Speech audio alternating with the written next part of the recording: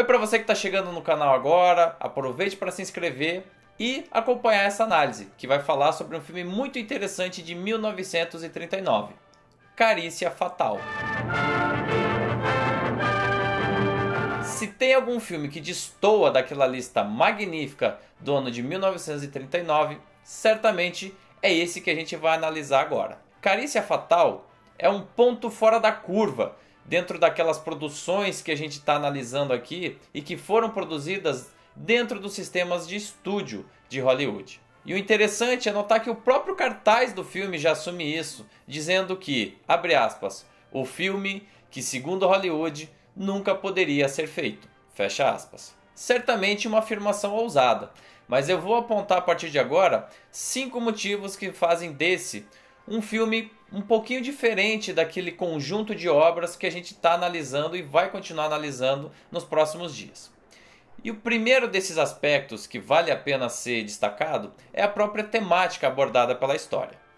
O roteiro dessa produção foi construído a partir de um livro, escrito pelo norte-americano John Steinbeck. Por sinal, um dos escritores americanos mais importantes do século XX, e que tem, entre outros, títulos na sua obra como A Leste do Éden, As Vinhas da Ira e Ratos e Homens, que foi justamente a obra que deu origem ao filme que a gente está analisando aqui hoje. Para quem não conhece direito a obra desse escritor, e eu inclusive recomendo um estudo mais aprofundado, vale muito a pena, ele sempre teve uma preocupação muito apurada com as questões sociais, as questões constituidoras da sociedade.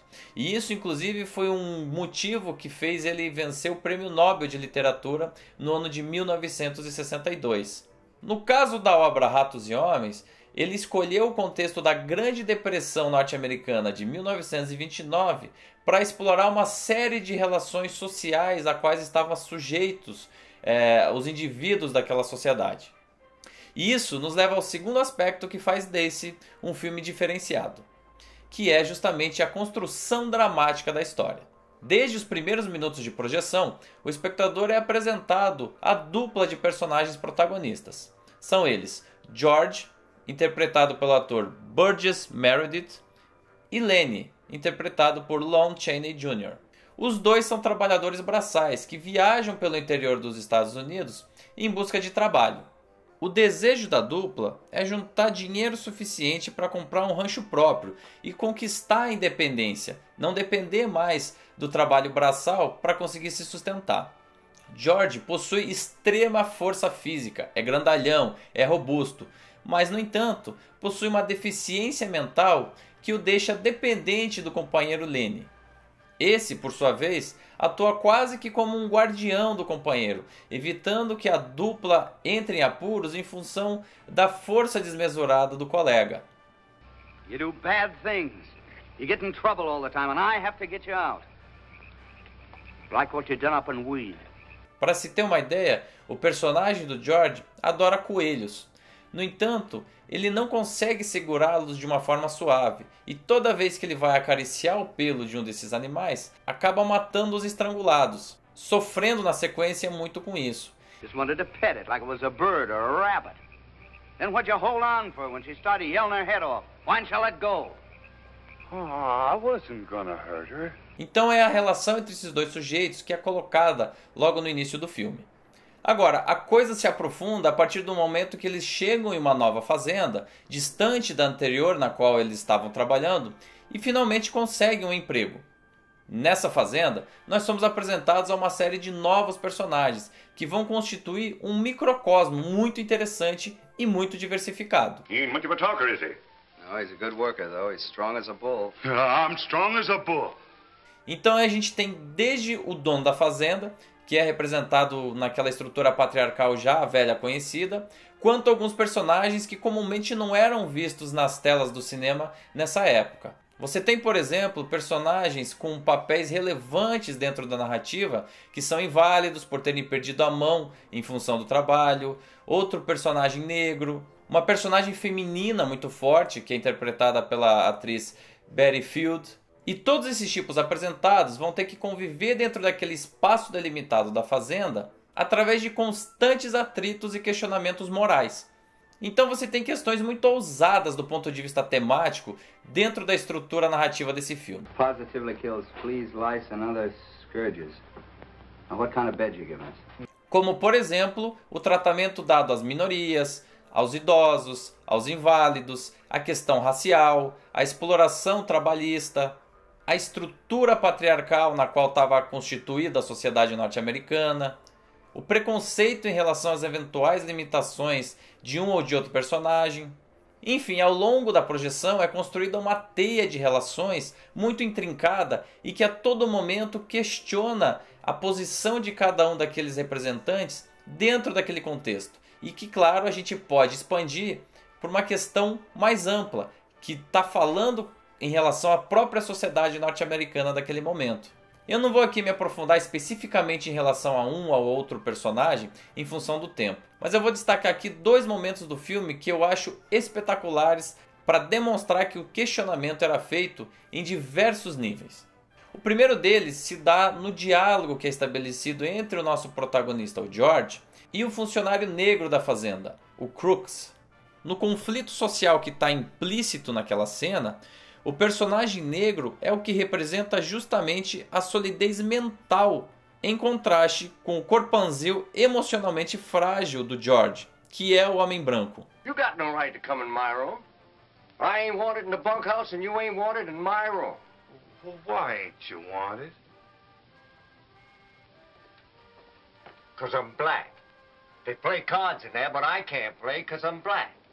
Outro destaque que eu faço aqui em relação à construção de personagens é justamente o desenvolvimento da personagem feminina, da May. O papel dela, que a princípio não parecia muito relevante dentro de um contexto fortemente dominado pelos homens, acaba tomando um espaço muito relevante a ponto de anular os personagens-chefe, que era o proprietário da fazenda e seu filho. Eu acho, inclusive, que a personagem mereceria até mais espaço dentro dessa narrativa. Mas, de qualquer forma, é muito interessante notar a relevância e o espaço que é dado à única personagem feminina da história. Where'd you get that pup? He was given to me. Slim gave him to you, didn't he? What if he did? No guy's giving my wife presents.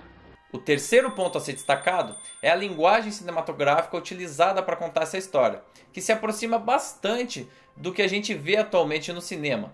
E que já começa, inclusive, com uma cena pré-créditos de abertura, um recurso que era muito pouco utilizado na época. Para além disso, a gente tem o uso constante de travelings, de planos de contextualização do espaço, planos de ponto de vista e alguns movimentos e enquadramentos de câmera que não eram tão explorados dentro dos grandes estúdios. O responsável por isso é certamente o diretor do filme, Lewis Milestone. Ele, que a essa altura já era um diretor veterano, com 2 Oscars no currículo como melhor diretor, já tinha dirigido o drama Sem Novidades no Front, um dos filmes de guerra mais impressionantes e mais bem feitos de todos os tempos. E ele traz esse repertório mais autoral que ele tinha para dentro da produção. Produção essa que tinha um sistema de viabilização diferente do que se via nos demais estúdios, já chegando no 4º ponto que merece destaque. O responsável pela viabilização da estrutura de filmagem foi a Hal Roach Studios, que, ironicamente, era um estúdio bem menor do que os outros de Hollywood e especializado em comédias. Foi lá, por exemplo, que foi revelado o astro do cinema de comédia pastelão, slapstick, Harold Lloyd. Em função de uma disputa judicial entre o Lewis Milestone e o Hal Roach, o diretor acabou filmando nas dependências do estúdio e teve ajuda na distribuição da película da United Artists, que foi uma companhia fundada por Charlie Chaplin, Douglas Fairbanks, Mary Pickford e o David Griffith, justamente para se contrapor ao poderio dos grandes estúdios e distribuidores na tentativa de difundir filmes e produções independentes da época. Esse é, portanto, um filme que pode ser considerado de produção independente dentro da realidade dos demais filmes que a gente está analisando aqui.